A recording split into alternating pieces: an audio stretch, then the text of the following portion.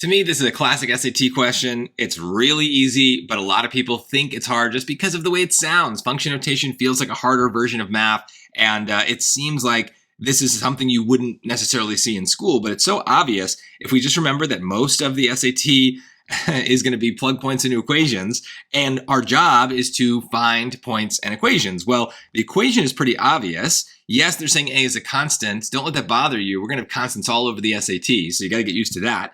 And then we have to recognize that we are given a point. G of 4 equals 31. You have to very quickly be able to convert that into the point 431, right? So you need to know when you're given function notation that you are being given an X and a Y, or maybe just one or the other, but how to pull those out of function notation. So the 4 is the X. It's kind of obvious why, right?